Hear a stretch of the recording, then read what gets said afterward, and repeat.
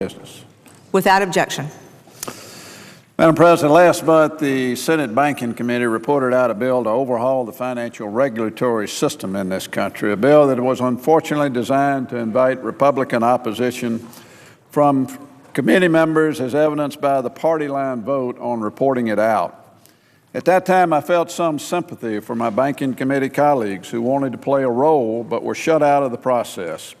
As the ranking member of the Ag Committee, we have a history of producing bipartisan legislation.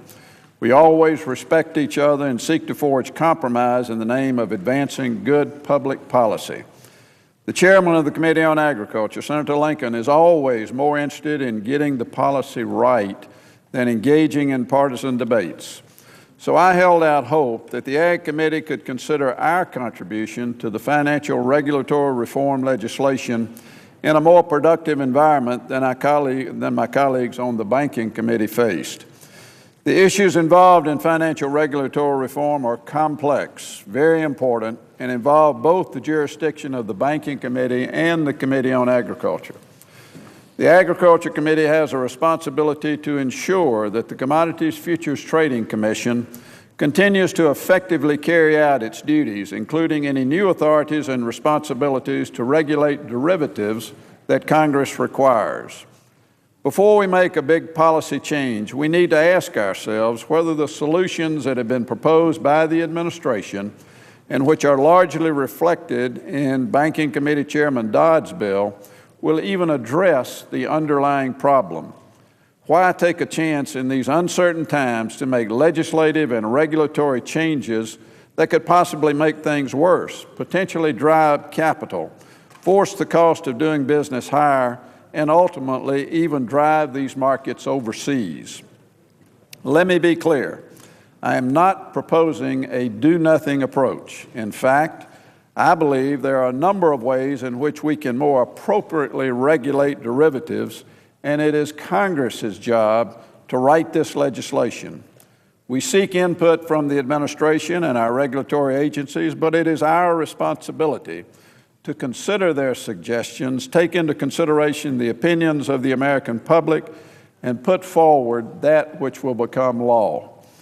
Many businesses that use derivatives and swaps to manage risk in their everyday course of business are concerned that as Congress tries to reduce overall systemic risk in our financial markets, including regulation of over-the-counter derivatives, that Congress might actually limit the risk management options. I'm not talking about large financial institutions. I am not talking about Wall Street financial institutions. I am talking about businesses that provide goods and services and employment opportunities in each of our states. These companies are concerned about aspects of the administration's proposal that would require them to clear standardized transactions and execute their transactions on a trading facility. Many of them have told me that this would add considerable costs that would be passed along to customers or consumers, or perhaps prevent their businesses from using swaps and derivatives as a risk management tool altogether. These companies are not anti-regulation. They are supportive of increased transparency to the regulator, and they are willing to endure any additional burdens that go along with that.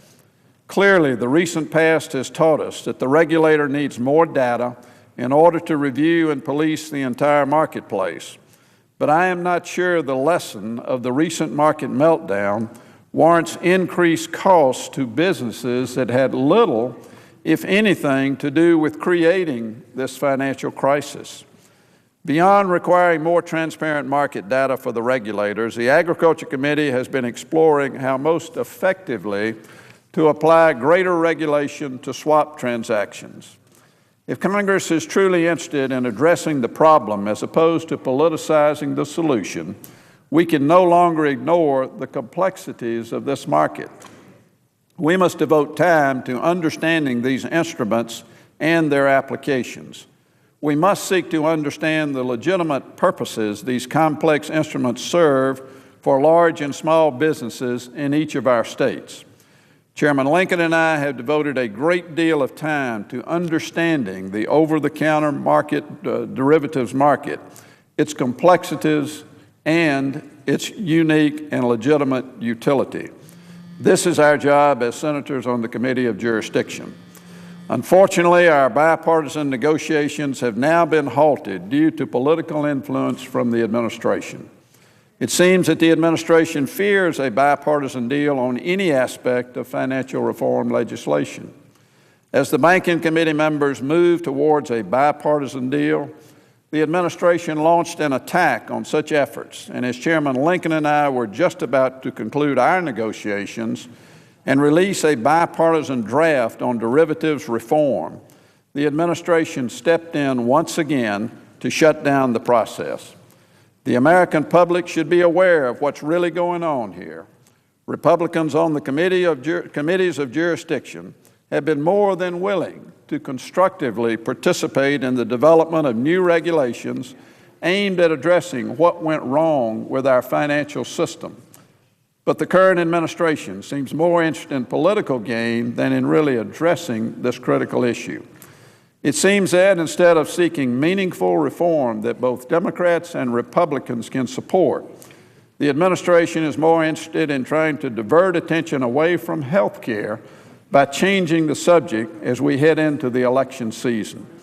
The administration seems intent on going far beyond finding bipartisan solutions to address what caused the financial meltdown, and instead is pursuing reckless policies that could be dangerous for our markets and ultimately our consumers who depend on these markets.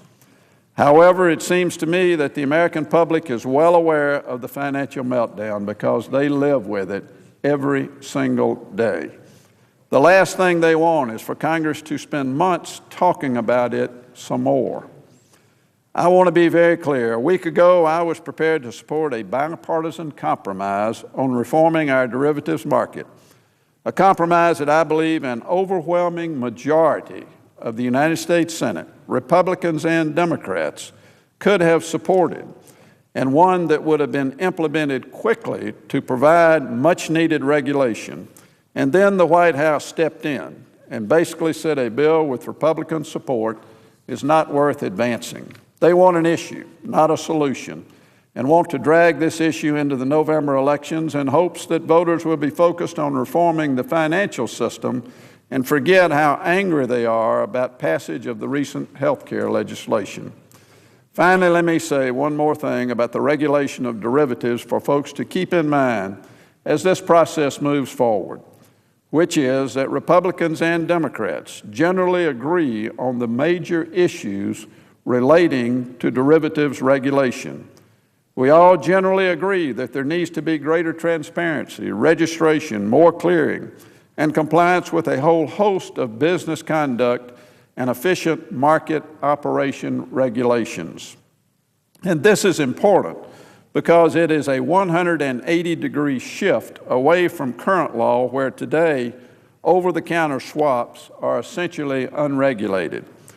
Within this general agreement that swaps need to go from unregulated to fully regulated, we have some significant areas of disagreement about whether everyone needs to clear in all instances and how best to require swaps to be transacted and reported. And these disagreements are significant because they involve real burdens and duties which will result in real cost to businesses and consumers. As Republicans, we want to make sure our new regulations serve a useful purpose. So as we begin the debate on derivatives regulation and Republicans start to get painted, as we've already seen, as the party of Wall Street and against reform, I want folks to know and understand this is disingenuous. Republicans believe that there is a need to regulate the currently unregulated swaps market, and we support doing so in a way that is responsible and that meets the risk management needs of Main Street. And Mr. President, I remain very hopeful that at the end of the day, we can strike a bipartisan agreement, not just on the title that refers to swaps and derivatives, but also on the titles to the financial regulatory reform that deal with regulation as well as the Consumer Protection Finance Agency. With that, Mr. President, I would yield the floor. And if there is no one else to speak, Mr. President,